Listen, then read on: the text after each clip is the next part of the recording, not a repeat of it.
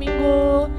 Di minggu yang kedua tentunya di bulan Januari ini kita mengucap syukur karena di tahun 2021 kita masih bisa menikmati hadirat dan juga berkat Tuhan bersama-sama.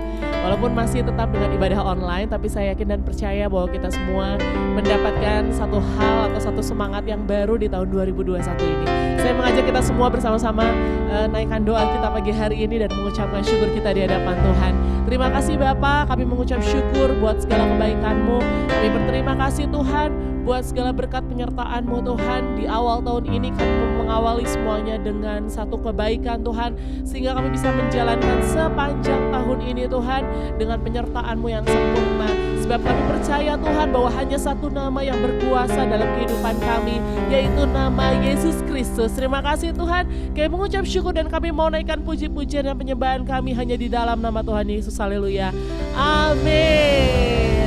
Saya mau mengajak kita semua untuk menyatakan satu pujian, menyanyikan satu pujian baru, dan kita mau sama-sama belajar lagu ini. Jadi mari kita bersuka cita, kita mau katakan dengan iman pujian ini. Yes Lord.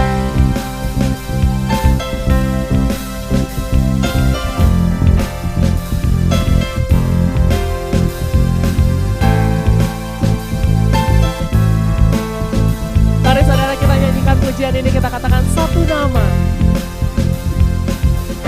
Satu nama yang mengatasi segala nama. Satu nama yang mengatasi segala nama. Yesus Tuhan, Dia disalibkan untuk gantikanku. Yesus Tuhan, Yesus Tuhan yang mati untuk tebus semua dosaku. Oh, gelap sinar di dalam terangnya kemuliaan, surga dinyatakan belenggu dosa telah dipatahkan oleh kuasa darah anak domba. Haleluya Yesus. Sebab hanya satu nama. Mari nyatakan pujian ini. Satu nama yang mengatasi segala nama. Hanya nama-Mu Tuhan. Satu nama yang mengatasi segala nama. Sebut namanya Yesus. Yesus Tuhan yang bangkit hancurkan kuasa maut. Yesus Tuhan. Yesus Tuhan yang hidup bertahta selama-lamanya. Oh, gelap sinar di dalam terangnya kemuliaan, surga dinyatakan belenggu dosa telah dipatahkan oleh kuasa darah anak domba. Langit bumi beritakan kemenangan yang terdengar, sorak haleluya, ikatan dunia telah dikalahkan oleh kuasa darah anak. Sorakan tepuk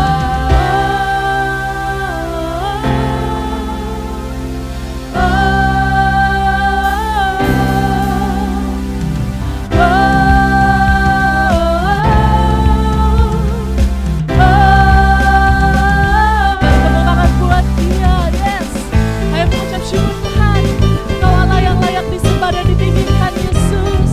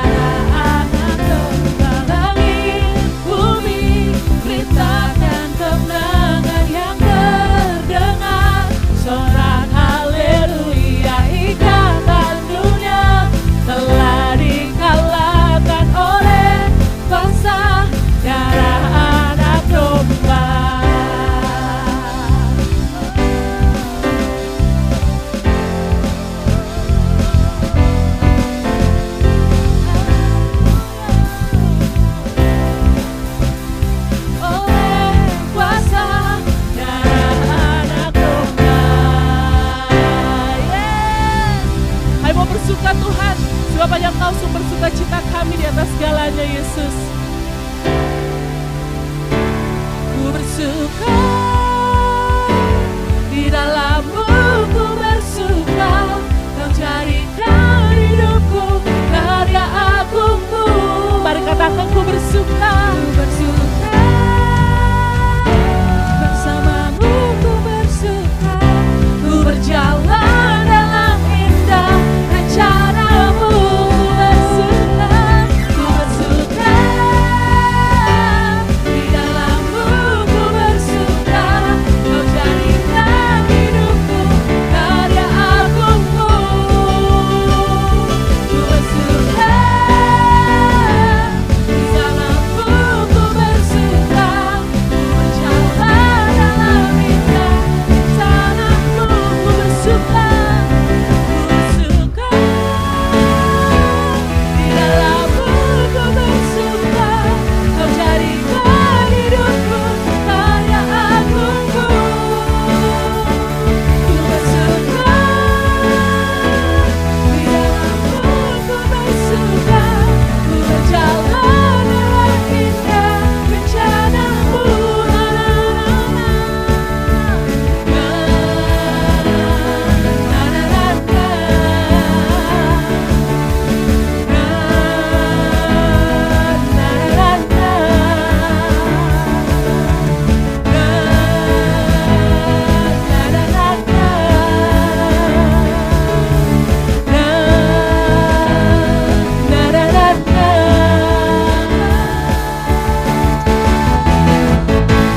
Yes Lord, terima kasih Tuhan. Bahwa kami mau bersuka di dalam Engkau Tuhan. Kau sumber sukacita kami Yesus. Thank you Lord. Terima kasih Bapa. Terima kasih Yesus. Kami mau datang lebih dalam lagi. Kami mau rasakan lebih dalam lagi Tuhan. Segala kerinduan kami mau curahkan dalam hadirat-Mu Tuhan.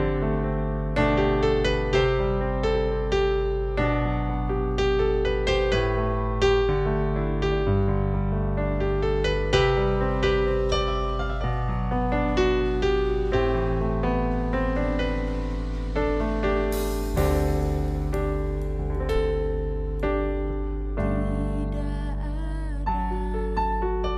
hal yang sukar bila ku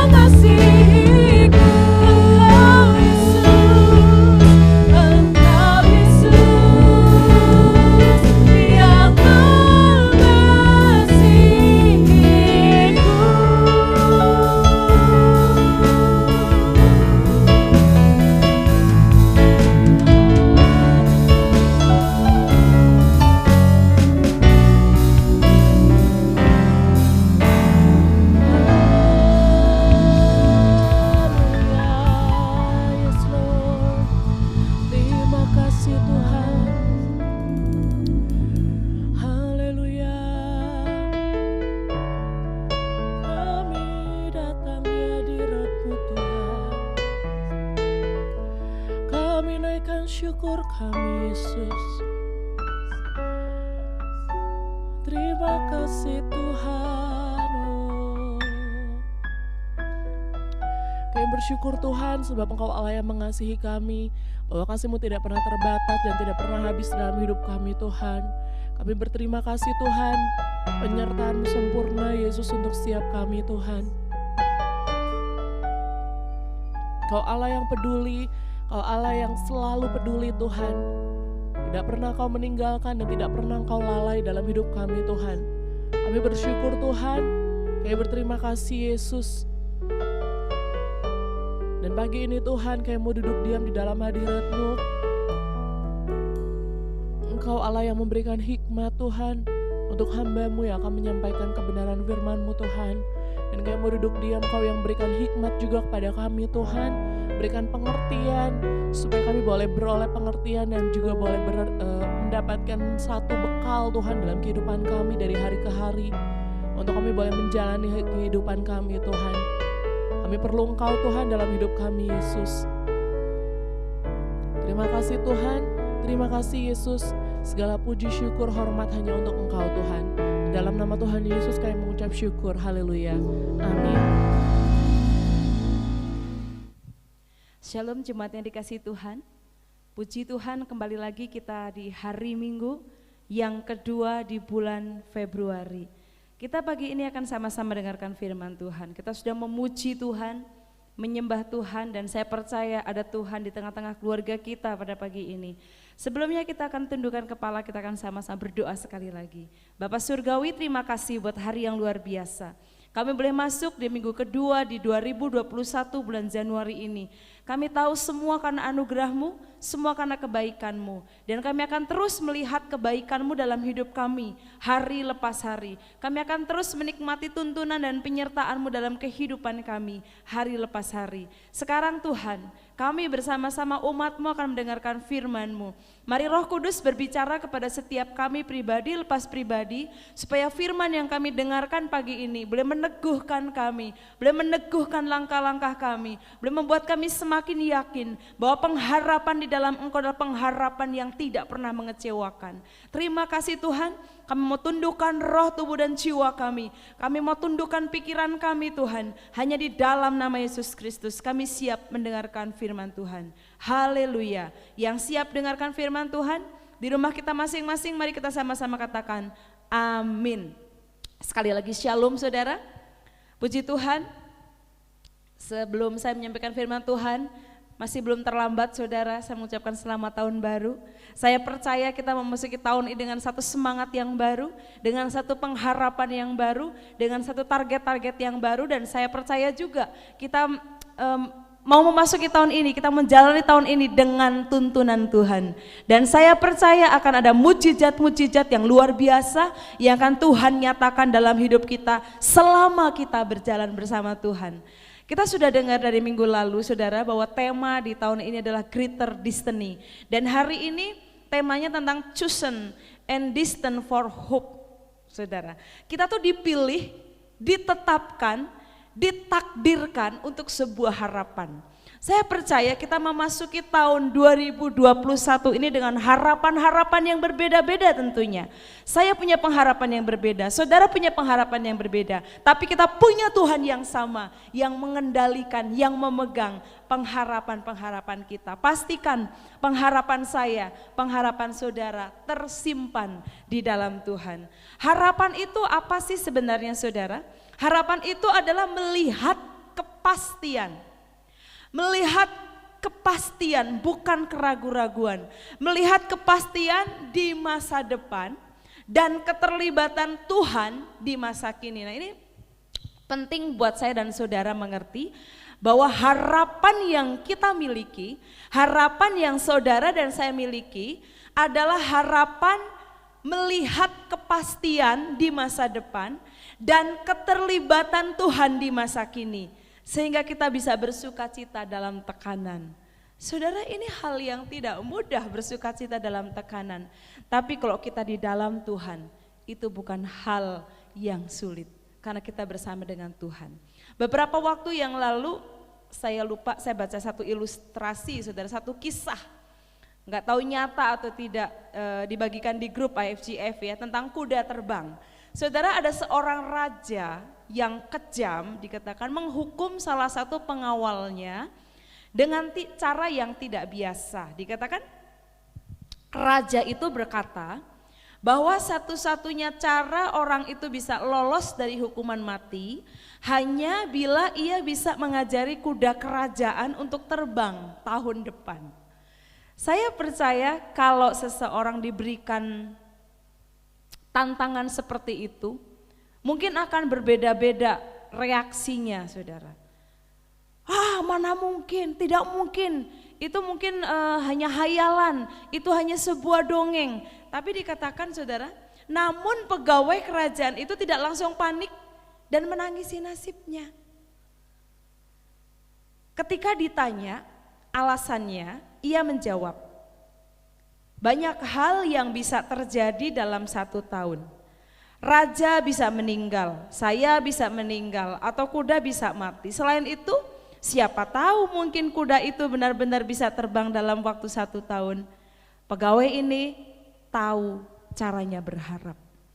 Saudara, memasuki tahun 2021 dengan pandemi, dengan COVID atau corona yang belum tahu kapan akan berakhir, ini memberikan reaksi yang berbeda-beda kepada setiap orang. Bagaimanakah reaksi kita sebagai anak-anak Tuhan? Apakah kita mempunyai respon seperti pegawai istana ini? Dia tahu bagaimana caranya berharap. Apakah kita memasuki tahun ini, apakah kita memasuki tahun 2021 ini dengan satu harapan yang penuh bahwa pengharapan saya tersimpan di dalam Tuhan? Hari ini kita akan belajar dari 1 Petrus pasal 1 ayat 3 sampai 12. Dikatakan, saudara, kalau Rasul Yohanes itu dikenal dengan rasul cinta kasih. Rasul Paulus dikenal dengan Rasul Paulus dikenal dengan Rasul iman. Rasul Yohanes dikenal dengan rasul cinta kasih. Rasul Paulus dikenal dengan rasul iman. Rasul Petrus dikenal dengan rasul pengharapan. Jadi Yohanes, Paulus, Petrus itu rasul iman, rasul kasih, dan rasul pengharapan. Kita belajar dari surat Petrus ini tentang pengharapan. Pengharapan yang ada di dalam Tuhan. Pengharapan yang tertulis di dalam firman Tuhan. Pengharapan tentang melihat kepastian di masa depan.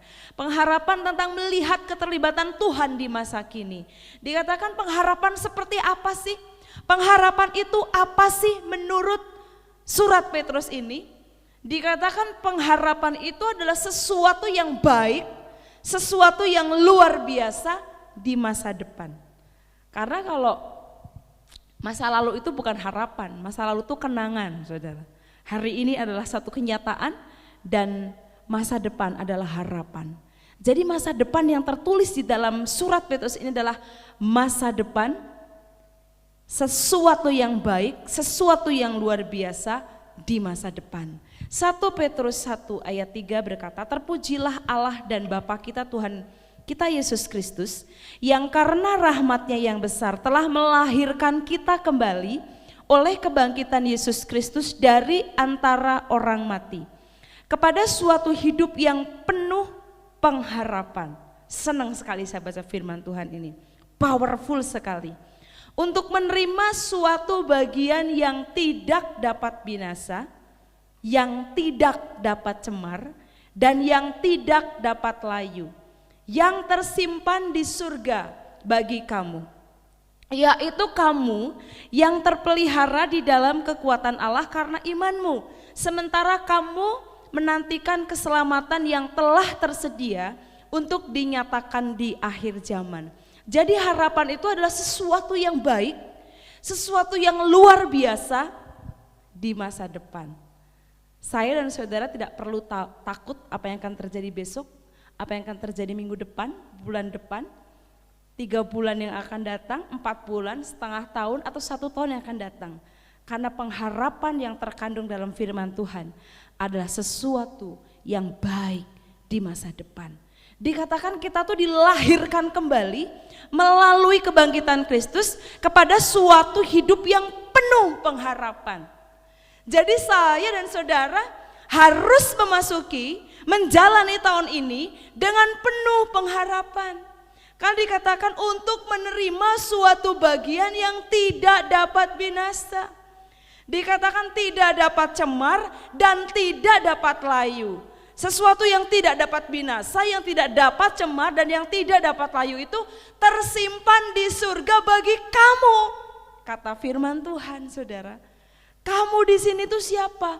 Saya dan saudara yang sudah dilahirkan kembali oleh kebangkitan Yesus. Pengharapan yang tidak dapat binasa, pengharapan yang tidak dapat cemar, pengharapan yang tidak dapat layu yang tersimpan di surga dan diberikan bagi saya dan saudara yang sudah dilahirkan kembali. Pastikan saya dan saudara sudah lahir kembali, sudah lahir baru. Yaitu kamu yang terpelihara, yang dipelihara dalam kekuatan Allah dalam imanmu. Sementara kamu menantikan keselamatan yang telah tersedia untuk dinyatakan pada akhir zaman. Saudara, Yeremia pasal 29 ayat 11 berkata, sebab aku ini mengetahui rancangan-rancangan apa yang ada padaku mengenai kamu. Saudara, kalau kita menyadari, kalau kita pelajari firman Tuhan, gak ada yang bikin kita takut, gak ada yang bikin kita gentar, gak ada yang bikin kita cemas, gak ada yang bikin kita bimbang, gak ada yang bikin kita ragu untuk memasuki tahun demi tahun, mau seperti apapun kondisinya. Sebab Tuhan sudah ada di sana. Dia berkata, sebab aku ini mengetahui rancangan-rancangan apa yang ada padaku mengenai kamu. Yaitu rancangan damai sejahtera. Rancangan tentang hari depan yang penuh dengan pengharapan. Bukan rancangan kecelakaan, tapi rancangan-rancangan yang penuh dengan damai sejahtera. Jadi hidup kita tuh hidup yang penuh dengan pengharapan. Pengharapan kita tuh terjamin di dalam Tuhan. Harapan kita itu adalah sesuatu yang baik di masa depan. Masa depan itu kapan, saudara?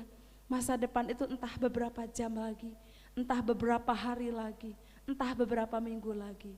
Tapi itu sesuatu yang baik dan itu adalah janji Tuhan. Yang kedua, harapan itu apa sih? Harapan itu adalah melihat ke masa depan dengan ekspektasi yang penuh dengan keyakinan. Sudahkah saya dan saudara melihat masa depan dengan ekspektasi yang penuh dengan keyakinan? Yakin banget bahwa segala sesuatu yang diharapkan pasti terjadi karena pengharapan kita simpan di dalam Tuhan.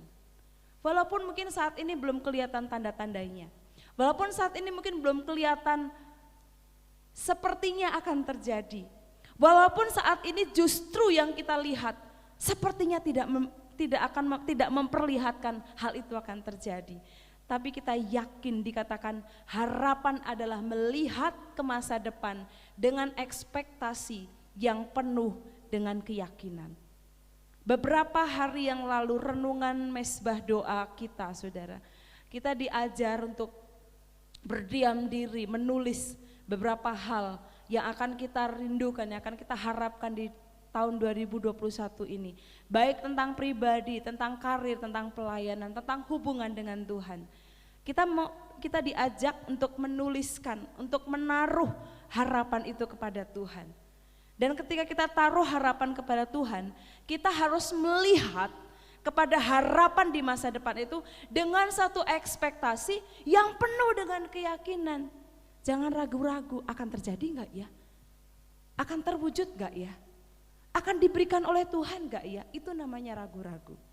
Tapi dikatakan harapan yang Tuhan berikan, harapan yang dimaksud oleh Petrus adalah melihat ke masa depan dengan ekspektasi yang penuh dengan keyakinan. Harapan itu adalah sebuah keyakinan, sebuah kepercayaan bahwa masa depan akan jauh lebih baik daripada masa ini. Mungkin banyak saudara orang-orang di luar sana yang memasuki tahun 2021 ini dengan hopeless, saudara. Dengan satu pengharapan yang sudah lemah, dengan mungkin tanpa pengharapan, ya sudahlah jalani saja hari demi hari.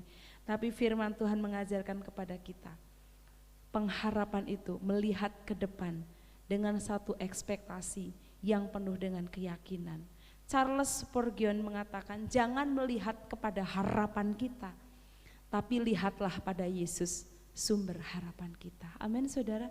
Kalau kita melihat harapan kita, rasanya nggak mungkin. Rasanya nggak mungkin untuk bisa terwujud, tapi pandanglah Yesus sebagai sumber harapan kita. Rasul Petrus memberikan 2 alasan untuk menaruh pengharapan kita kepada hal yang pasti. Yang pertama, bahwa bagian itu tidak akan pernah hilang karena tersimpan di surga. Dan yang kedua, keselamatan itu pasti akan dinyatakan di zaman akhir. Jadi saudara, semua itu tersimpan di surga bagi saya dan saudara. Untuk itu kita diajar untuk menaruh rasa aman, secure. Untuk menaruh rasa aman kepada Allah, bukan pada harapan kita, bukan pada lumbung-lumbung kita, bukan pada apa yang kita miliki secara materi, tapi tempatkan, taruh rasa aman itu pada Tuhan. Pemazmur mengatakan, hanya dekat Allah saja aku tenang. Daripadanya lah keselamatanku. Hanya dekat Allah saja kiranya aku tenang. Daripadanya lah kekuatanku. Amin saudara.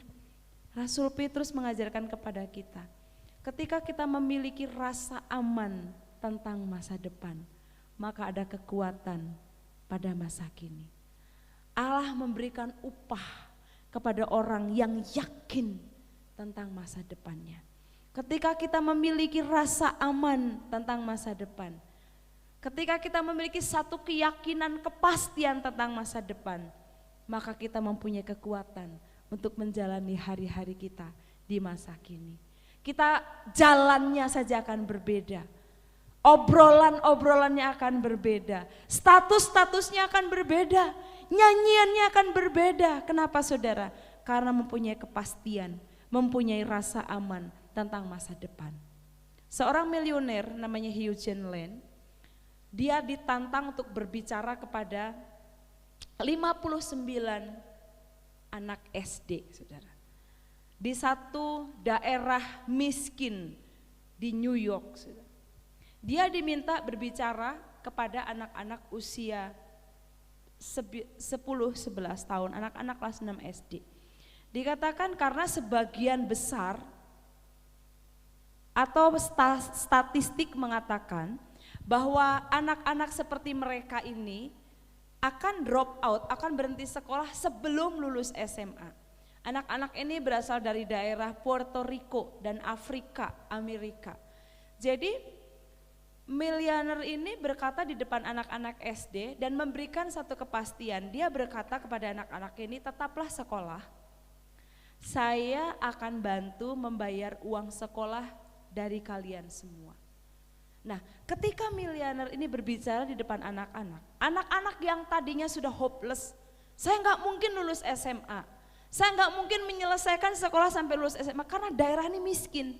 Dan angkatan-angkatan berikutnya tuh rata-rata mereka tidak lulus sampai SMA. Jadi miliuner ini ditantang untuk berbicara depan anak-anak. Ketika dia selesai berbicara, wajah anak-anak ini langsung berubah menjadi wajah-wajah yang punya pengharapan, wajah-wajah yang punya kepastian tentang kelulusan sekolah mereka.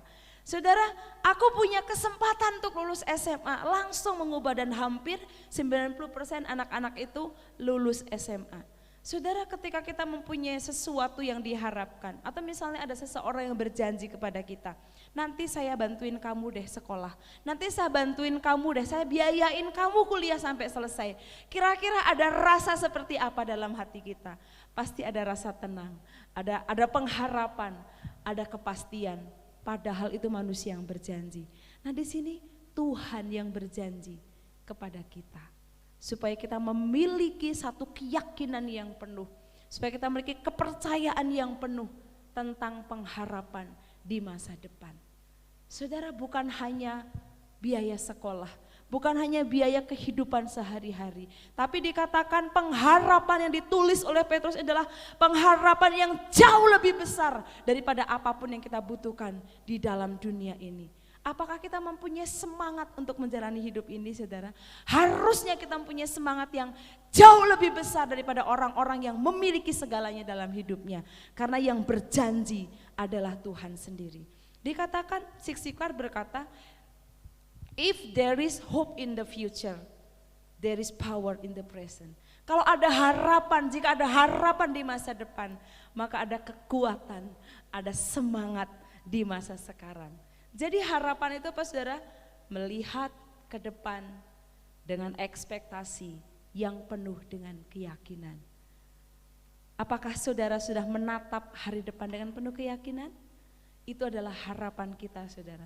Dan yang ketiga, harapan itu adalah harapan yang kita harapkan, pengharapan yang Rasul Petrus ajarkan, itu ada tangan Tuhan di sana.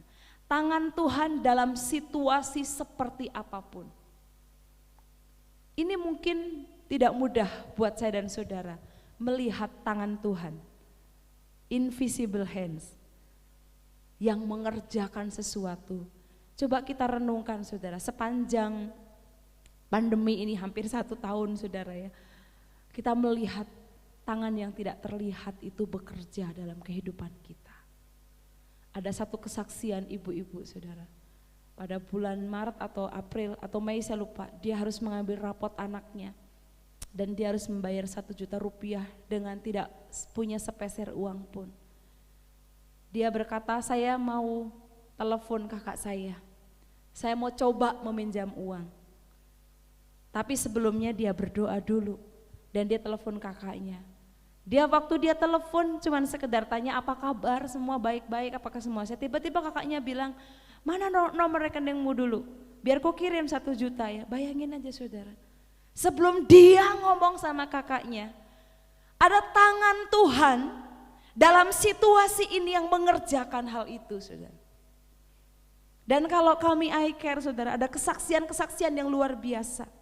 Yang mungkin udah gak punya perbekalan dalam rumahnya, tiba-tiba ada yang pesan masakan, tiba-tiba ada yang memesan kue, tiba-tiba ada yang mengirimkan berkat. Itu adalah tangan Tuhan di dalam segala situasi. Masihkah kita meragukan kuasanya, saudara? Dan saya percaya setiap kita melihat tangan Tuhan dalam situasi-situasi sulit dalam kehidupan kita, itu adalah pengharapan kita. 1 Petrus 1 ayat 5 berkata, yaitu kamu yang terpelihara dalam kekuatan Allah karena imanmu. Ini penting, saudara. Yaitu kamu yang terpelihara dalam kekuatan Allah karena imanmu. Sementara kamu menantikan keselamatan yang tersedia untuk dinyatakan pada zaman akhir. Bergembiralah karena hal itu. Sekalipun sekarang ini kamu seketika harus berduka cita oleh berbagai pencobaan. Maksud semuanya itu ialah untuk membuktikan kemurnian imanmu yang jauh lebih tinggi nilainya daripada emas yang fana, yang diuji kemurniannya dengan api sehingga kamu memperoleh puji-pujian dan kemuliaan dan kehormatan pada hari Yesus Kristus dinyatakan. Saudara, di tengah penderitaan jemaat yang diberikan surat oleh Rasul Petrus ini tidak menjamin atau tidak menawarkan kepada jemaat untuk bahwa penderitaan ini akan segera berakhir. Percayalah bahwa penderitaan ini akan segera berakhir, atau berharap bahwa akan ada pertolongan dari pihak-pihak manusia. Enggak, saudara. Tapi dikatakan bahwa Petrus itu meyakinkan jemaat yang membacanya bahwa mereka memiliki sesuatu dalam diri mereka yang dapat menolong pada masa kesulitan atau penderitaan seperti apapun. Apakah itu, saudara? Itu adalah kekuatan Allah melalui iman. Saya percaya, saya dan saudara melalui bulan-bulan yang sudah kita lewati, kita melalui dengan kekuatan Allah melalui iman kita. Sehingga kita dipelihara dalam kekuatan Allah oleh karena iman kita. Iman itu keyakinan, kepercayaan akan kepastian bahwa Tuhan ada dalam situasi ini. Tuhan pegang kendali dalam situasi ini. Tuhan berdaulat dalam situasi ini. Amin saudara. Harapan itu harus berakar pada kebenaran firman Tuhan. Kalau berakar bukan pada firman Tuhan, harapan itu akan mengecewakan. Karena di dunia ini tidak ada yang pasti. Yang pasti itu adalah ketidakpastian itu. Jadi kalau kita menaruh harapan kita pada dunia, kita akan kecewa. Tapi ketika kita menaruh harapan kita pada Tuhan, kita akan terpelihara dalam kekuatan Allah. Saudara, kalau orang yang tidak menaruh harapannya pada Tuhan, dia berharap ekonomi akan baik, ternyata tidak baik, tidak kunjung membaik, dia akan kecewa, akan pundung, akan kepahitan pada Tuhan, akan menganggap Tuhan tidak adil, akan menganggap Tuhan tidak memperhatikan. Ketika kita berharap penyakit segera sembuh dan ternyata makin tidak sembuh, saudara, kita menjadi kecewa, kita menjadi marah dengan keadaan, kita menjadi tidak suka dengan keadaan. Tapi ketika kita taruh harapan kita pada Tuhan, kita akan tahu kalaupun ini belum pulih, karena Tuhan punya tujuan ilahi yang belum selesai dengan saya dan dengan saudara. Ketika penyakit ini belum sembuh, karena Tuhan mau memurnikan iman saya dan iman saudara. Ketika ekonomi belum pulih, karena ada bagian-bagian yang Tuhan mau selesaikan dalam kehidupan kita. Amin saudara. Dikatakan maksud semuanya itu ialah untuk membuktikan kemurnian imanmu. Sehingga kita bisa berkata seperti Ayub. Ayub 23 ayat 10. Seandainya ia tahu, karena ia tahu jalan hidupku. Seandainya ia menguji aku akan timbul seperti emas. Tidak ada penderitaan, tidak ada masalah, tidak ada sakit penyakit yang dari Tuhan. Dia izinkan itu terjadi untuk membuktikan kemurnian iman saya dan iman saudara. Yang nilainya, yang kadarnya itu jauh lebih mulia daripada emas yang fana. Emas fana saja saudara, prosesnya begitu rumit dan harganya begitu mahal. Begitu juga dengan iman kita. Ketika iman kita izinkan untuk diproses, maka kita akan berkata seperti Ayub, aku akan timbul seperti emas. Saudara, ada satu ilustrasi bagaimana seseorang menghadapi atau merespon di tantangan tergantung pada pandangannya. Banyak orang yang merasa putus asa, bahkan dikatakan KDRT meningkat selama pandemi ini saudara. Kenapa? Karena mempunyai pandangan yang berbeda. Tapi beberapa orang memandang atau maknai pandemi ini sebagai satu kesempatan untuk belajar banyak hal. Dari yang tidak bisa memasak jadi bisa memasak. Dari yang tidak bisa membuat kue jadi bisa membuat kue. Dari yang tidak bisa berjualan jadi bisa berjualan. Sekalipun mungkin orang berkata itu bakatku butuh katanya. Tapi saya percaya tergantung cara pandang kita. Kalau kita memandang sebagai ini satu kesempatan untuk kita melihat bagaimana tangan Tuhan bekerja. Dan kita akan melihat juga berkat-berkat Tuhan tersedia. Mari saudara melihat segala sesuatu dengan cara pandang Tuhan. Dikatakan kalau kita menaruh problems, kalau kita menaruh penderitaan, pergumulan di tangan Tuhan, maka Tuhan akan meletakkan damai sejahteranya di hati kita. Di manakah kita letakkan pengharapan kita? Di manakah kita letakkan kesulitan hidup kita? Di manakah kita letakkan penderitaan kita? Di manakah kita letakkan pergumulan kita? Kalau kita taruh itu di dalam tangan Tuhan, Dia akan berikan damai sejahtera. Kalau itu kita taruh dalam hati kita, kita tidak akan pernah mengalami damai sejahtera.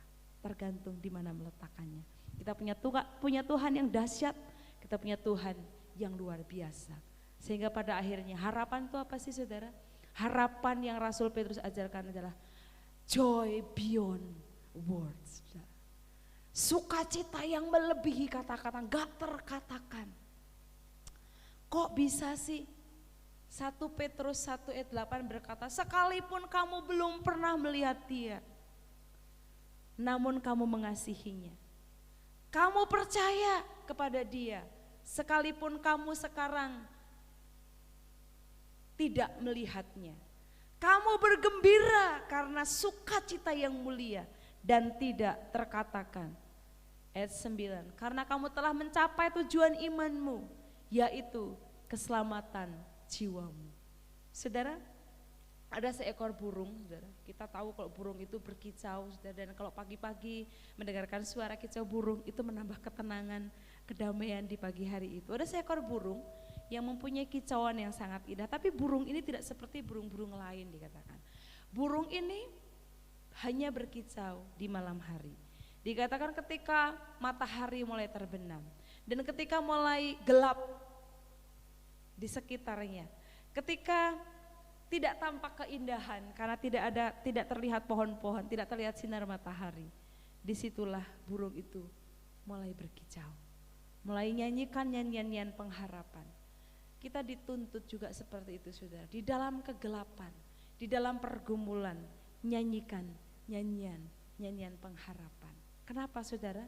Karena pengharapan mampu melihat surga meskipun tertutup oleh awan gelap. Tergantung pengharapan itu kita taruh di mana. Mungkin kita berkata nyanyi di tengah penderitaan. Saudara, mungkin kita berkata, bagaimana mungkin? Mengucap syukur aja sulit, apalagi harus bernyanyi. Tapi itu yang firman Tuhan ajarkan. Kita harus belajar bersuka cita. Kita harus belajar bermazmur, kita harus belajar bernyanyi di tengah-tengah pergumulan, di tengah-tengah penderitaan. Nyanyi saja, saudara. Firman Tuhan berkata, Allah Israel bersemayam di atas pujian orang percaya. Dan kalau dia bersemayam di atas pujian orang percaya, dia akan lepaskan berkat-berkat, dia akan lepaskan damai sejahtera, dia akan lepaskan sukacita, dia akan lepaskan suasana surga memenuhi hati saya, memenuhi hati saudara. Sehingga penderitaan, pergumulan minggir, tersingkir dari hidup kita dan diganti dengan sukacita yang dari surga. Amin, saudara. Dikatakan ternyata penderitaan dan sukacita bisa terjadi berbarengan, saudara. Kita menghadapi pergumulan, tapi kita juga bisa menghadapi atau mengalami sukacita. Karena kenapa, saudara?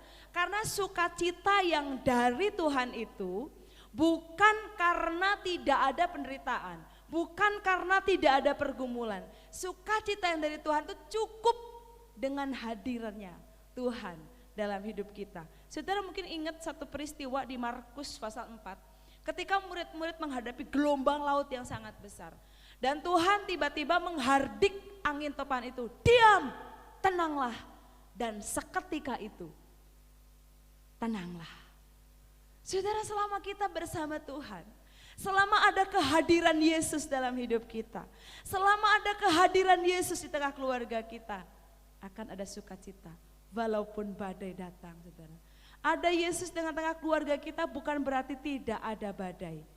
Badai mungkin tetap akan datang, tapi pastikan Yesus tinggal di dalam diri kita. Yesus tinggal dalam hidup kita. Yesus tinggal di tengah-tengah keluarga kita. Dan biarkan dia pegang kendali hidup kita. Biarkan dia pegang kendali keluarga kita. Biarkan dia pegang kendali atas seluruh masa depan kita. Biarkan dia pegang kendali atas seluruh pengharapan kita. Karena pengharapan kita itu ada di dalam Tuhan. Yang pertama apa tadi, saudara? Pengharapan itu adalah sesuatu yang baik di masa depan. Dan yang kedua itu adalah pengharapan itu berarti melihat ke depan dengan ekspektasi yang penuh dengan keyakinan. Yang ketiga itu adalah ada tangan Tuhan dalam setiap situasi. Itu mari kita tanamkan itu dalam hati kita. Dan yang keempat adalah pengharapan itu sukacita yang melebihi kata-kata. Saudara, meskipun itu tidak mudah bernyanyi, bersukacita di tengah pergumulan, tapi selama Yesus menjadi penguasa dalam hidup kita, itu bukan hal yang sulit. Kita akan memuji Yesus selamanya. Aku bernyanyi bahagia, memuji Yesus selamanya. Dan saya percaya, saya dan saudara sanggup bernyanyi di tengah-tengah pergumulan. Satu firman Tuhan terakhir saya akan bacakan, Yesaya pasal 41 ayat 10. Janganlah takut, sebab aku menyertai engkau. Janganlah bimbang, sebab aku ini Allahmu. Aku akan meneguhkan, bahkan akan menolong engkau.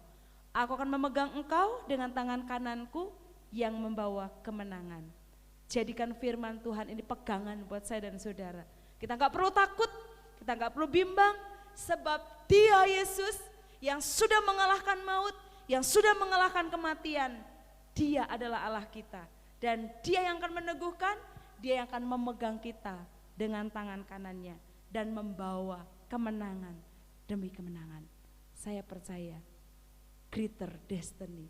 Saya dan saudara ditetapkan, ditakdirkan untuk mengalami kemenangan demi kemenangan. Tuhan Yesus memberkati. Kiranya firman Tuhan terus berbicara kepada setiap kita di sepanjang tahun. Kita gak perlu takut, ada pengharapan di dalam Tuhan. Mari tundukkan kepala, kita akan berdoa. Bapak Surgawi, terima kasih. Ada pengharapan di dalam Engkau, ada sukacita besar di dalam Engkau. Ketika kami meletakkan pengharapan kami di dalam Engkau, kami gak perlu takut dengan apapun juga. Ketika kami meletakkan pengharapan dalam Engkau, kami gak perlu gentar. Karena Engkau ada bersama dengan kami. Terima kasih Tuhan. Di minggu kedua 2021 ini Tuhan, kami akan melihat tangan Tuhan yang luar biasa. Kami akan berjalan dengan mujizat.